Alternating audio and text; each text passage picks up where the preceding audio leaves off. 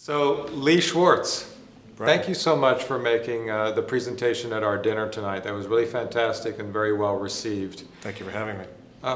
My pleasure.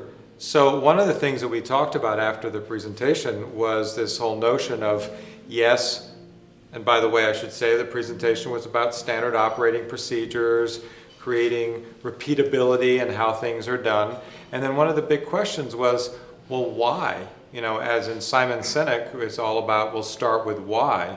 So why should people worry about what essentially is kind of drudgery? It's like mapping out processes and writing them down and so forth. What's the payoff? Why even bother?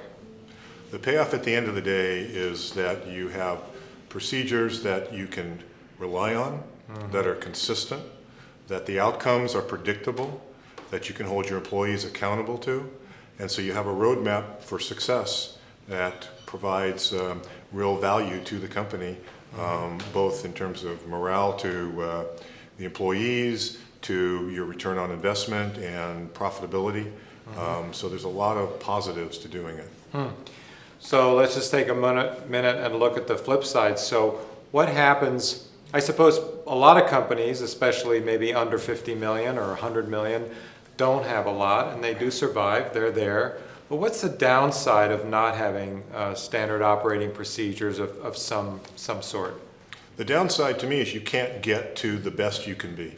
Right. So you can get to a certain level, Right. but then there's a threshold that you can't get beyond because you don't have the procedures in Or you get place. stuck.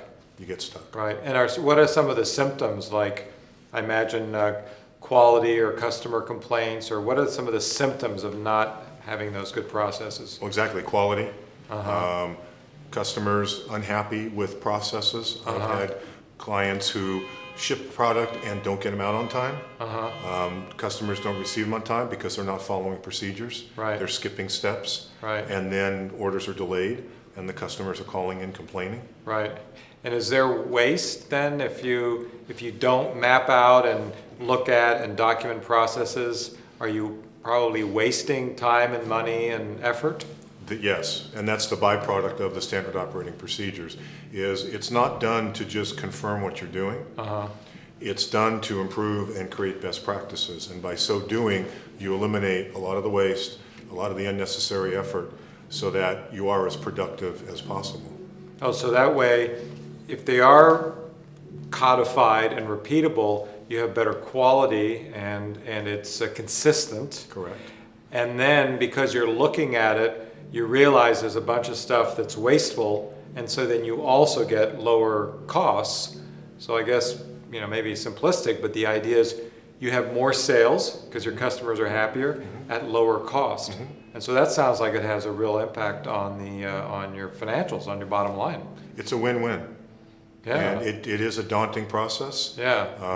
But if taken one small step at a time, like we asked Yeah. the question during the presentation, how do you eat an elephant? Yeah. One small bite at a time. Yeah. And just continue to build on that, there will be results, positive results along the way. Right. And somebody mentioned also that they've done a lot of this, but they're still only in the third inning. As in, I guess it kind of never ends. You're always improving. You're always, you know, what about that? Correct. You never get to an end game. Right. The notion of continuous process improvement, which is something we talked about tonight, is at play here. You're always looking to improve. You work on something, you go to something else, you go to something else. You go back and take a look at what you did initially Right. to see how that's working, Right. measured against key performance indicators, against other metrics that you establish, and continue to improve and continue to improve. So while the one person said third of ninth inning, Yeah. this can go on indefinitely into extra innings Yeah. all the way along. Yeah. Well, you mentioned the word daunting, and eating an elephant one bite at a time. So from a practical standpoint, somebody says, "Okay, I get it. I want to have this. It is daunting. How do I dip a toe in the water and get going and build some successes? And how do I make this part of who I am and what we do as a company?" What I like to do is have everybody list out what they want to accomplish, and then from that prioritize and take the ones that'll make the biggest impact, or look at the lowest hanging fruit. Sometimes that's the easiest way to do it. Just something really simplistic that can be mapped out, proceduralized, and success created by it. And then all of a sudden it becomes easier for them to see that there is a positive end game to the effort they're putting out. Right. Is it as simple as getting together with a group of people and picking a process, whether it be picking, shipping, ordering, I don't know, pick a process and then just have everybody jump in and start listing all the steps and talking about it, and then is that a way to get started? That's one way to get started. And getting all the players involved is important. So that you don't want to just rely on management to say what's happening. Right. You want the line people. You want doing the the people work. that are doing the work Right. day in and day out. Because a lot of times they have great ideas Yeah. and they're stifled. Yeah, And nobody's they're not asking. given the chance to express it. Yeah. And opening that up, it also gives people a chance to really look at what they're doing, and they recognize that, oh my God, this is really a lot more involved than I thought it to be. And it's eye-opening for everybody. And then you can start plugging in the holes and finding out what's the waste, what didn't we do, what can we be doing better. But I like to get a lot of people involved that are involved in the process. So just get the relevant people involved, and then just basically write it down and look at it and talk about it is a good way to start. That's right, yeah. Okay. And what about, I guess with these kinds of initiative, it takes somebody has to say, okay, this is important, let's do this. So what about this notion of champion? And talk to us about that, please. Well, there needs to be somebody, and typically it's got to start from the top, who is the champion and says, I want to do this because I understand the benefits and I want to see my company grow and be better.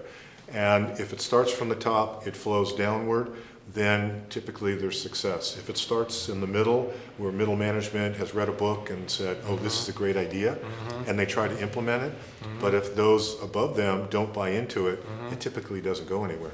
Right. So it has to become the culture of the company to truly be successful. The senior ownership or management needs to say, I want this because I understand the value, and let's continue to do it. Without that, they typically fail. So I imagine what you're saying is, it seems like for companies, again, in let's call it $3 to $100 million range, it really needs to come from the CEO, the owner, oftentimes the same person.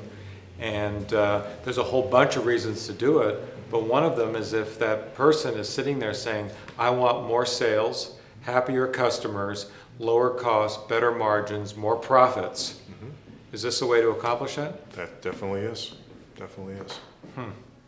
And I know that with lean, that eliminates waste and other methodologies, there's a concern sometimes by the folks in the company that if we eliminate waste and we cut down on process, we might cut down on people. What kind of message does the owner send to the company so that people aren't reluctant to offer ideas? Big part of it is conveying the notion that we're not doing this to reduce necessarily the force, but we can find other positions for you as well. Right. We can cross-train you. Right. And that the investment that we put into this, when it comes back to lowering costs, could come back in higher salaries, Right. additional benefits, Right. bonuses. Oh, yeah, share the wealth. Share the wealth, and that's Right. what tends to happen Right. with the companies run properly is Right. now there's extra bottom line Right. dollars. Well, let's share it with everybody. Right. Everybody wins, and if you have better quality and happier customers, you're also growing. You're gonna grow. So there's You're gonna more need to more do. people. So you're doing 20% more sales with the same number of people. Correct. Yeah. Correct.